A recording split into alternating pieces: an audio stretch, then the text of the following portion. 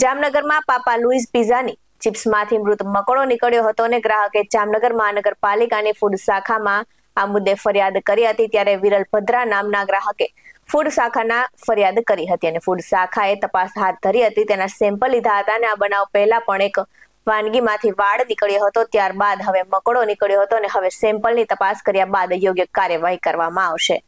Food safety officer Jamnagar મહાનગરપાલિકા જામનગરના શ્રી વિરલભાઈ ભદ્રા દ્વારા રણજીત સાગર રોડ ઉપર ગ્રીન સિટીની બાજુમાં પાપા લુઈસ નામની એક પેઢીમાં બપોરે લંચ માટે આવતા તેઓને લંચના સ્ટાર્ટરમાં ચણાના શાકમાં વાળ જોવા મળેલ અને જે બટેટાની ચિપ્સ લેવામાં આવેલ એમાં મંકોડાનું માથું હોય એવું જણાવેલ। જે અનુસંધાને ફૂડ શાખાને ફરિયાદ મળતા અત્રે ફૂડ શાખા દ્વારા તાત્કાલિક ધોરણે આ ફ્રેન્ચાઇઝીસમાં તપાસ અર્થે આવેલ છીએ। તપાસ ચાલુ છે અને જે કોઈ કાયદા મુજબની કાર્યવાહી કરવાની થતી છે એ કરવામાં આવશે। BS9 TV ન્યૂઝ સાથે બ્યુરો રિપોર્ટ જામનગર।